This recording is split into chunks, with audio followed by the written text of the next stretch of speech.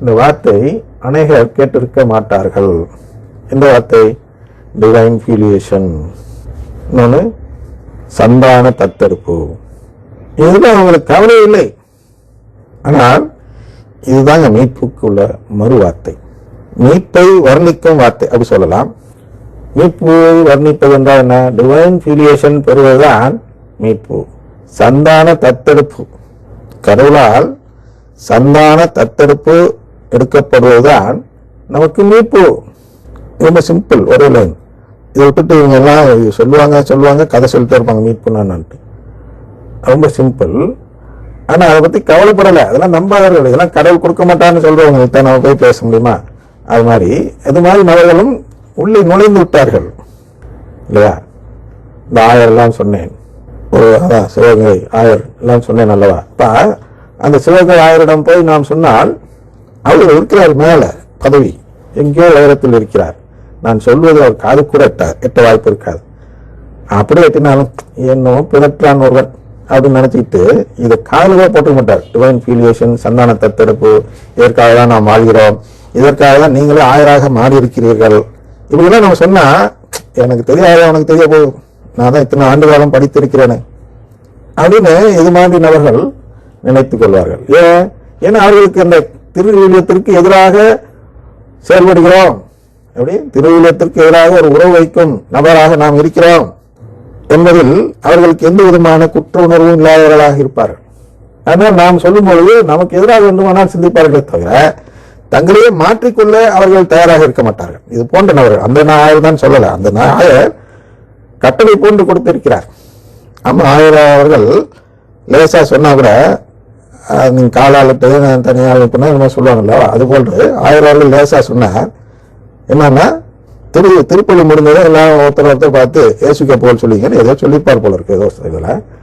அதை அப்படியே கட்டளை போல் ஏற்று அந்த குருமார்கள் யாரு, அந்த பங்கு தந்தையர்கள்லாம் ஒவ்வொரு பங்கிலும் மக்களை வற்புறுத்தி அப்படி சொல்லுகிறார்கள்.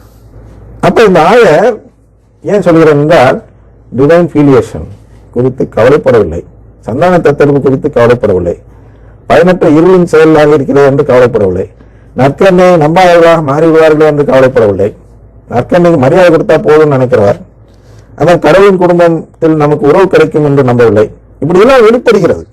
அப்படிப்பட்டவர் அவர் என்று நான் சொல்லவில்லை, அவருடைய அந்த செயல் இப்படிப்பட்டவர் என்று என்பதற்கான வெளி அடையாளமாக இருக்கிறது. நான் வெளி அடையாளத்தை வச்சு பேசினால் நான் சொல்வதில் தவறில்லை. அவர் உள்மனதிகாராக இருக்கலாம், அது எனக்கு தெரியாது. ஆனால் அவர் வெளிப்படையாக செயல்பட்டு என்ன செய்கிறார் என்றால் அவருடைய மறைமாவட்ட மக்கள் அனைவரையும் உறவு கேட்காதவர்களாக மாற்றுகிறார். உடனே அவர் மனம் மாற வேண்டும். என்னுடைய வேண்டுகோள் என்ன மனம் மாற வேண்டும்? ஓ, இதில் ஏதோ தவறு இருக்கிறது போல் தெரிகிறதே, திருவிழத்துக்கு எதிராக நாம் ஏதோ பேசிவிட்டோமே, நற்கண்ணுக்கு எதிராக ஏதோ சொல்லிவிட்டோமே, கடவுள் குடும்ப திட்டத்திற்கு எதிராக ஏதோ சொல்லிவிட்டோமே, இந்த மறைமாவட்டத்தை ஒரு பக்கம் திருப்பிவிட்டோமே என்று யோசித்து உடனடியாக ஈகோ அப்படின்னு சொல்லுவோம் அல்லவா, அதாவது என்ன சொல்றது, ஒரு அழகான படத்துல சொல்லுவாங்க, ஈகோனா நான் தான் அது மாற மாட்டேன் அப்படிங்கிற மாதிரி ஒரு நிலைப்பாடு இருக்கக்கூடிய நபர். அதுக்கு முக்கியத்துவம், தனக்கு முக்கியத்துவம் கொடுப்பது அப்படி வச்சுக்குவோம். தனக்கு முக்கியத்துவம் கொடுத்து செயல்படுவராக இருந்தால் மனம் மாற மாட்டார்.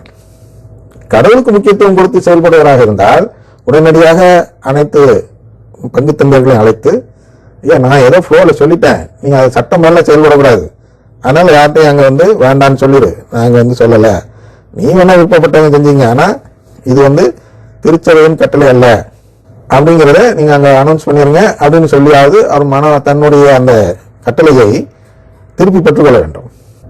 அப்படி பெற்றுவிட்டால் அவர் திருவிழியத்துக்கு சாதகமாக நடக்கிறார், நற்கருணையை நம்புகிறார், டிவைன் ஃபிலியேஷன் நம்புகிறார், கடவுளின் குடும்பத்தை நம்புகிறார் என்றெல்லாம் நிலைப்பாடு மாற்றிக்கொண்டவராக இருப்பார். அவர்கள் கடவுளின் குடும்பத்தை நம்பவில்லை என்று வந்த பிறகு அவர்களுக்கு எப்படி இந்த உறவு கிடைக்கும் பாருங்க. இது மாதிரி நபர்கள் கடவுள் குடும்பத்தை நம்பல அப்படின்னு ஆயிருது. ஏன்னா கடவுள் குடும்பத்துக்கு எதிரானது மற்ற சபைகள். மற்ற சபையோட வாழ்த்தையை எங்க சொல்றீங்க? அதுல என்ன இயேசுக்கு எப்படி அதுல சந்தோஷம் வரும்? இயேசுக்கு எப்படி அதுல புகழ் கிடைக்கும்? நற்கருணை ஆண்டவர் குறிப்பாக புகழ்னா நிறைய பேரை அவரை நம்ப வைத்தீங்கன்னா அவருக்கு புகழ். இயேசுக்கு உண்மையான புகழ் எப்பொழுது கிடைக்கும்? யோசிச்சு பாருங்க. இயேசுனா நம் நற்கருணையை பார்க்க வேண்டும். ஏன் நற்கருணையை பார்க்கிறோம் என்றால் அந்த இயேசுதான் நம்மை எல்லாம் கடவுளின் குடும்பத்திற்கு அழைத்து போகும் உடன்படிக்கை இயேசு.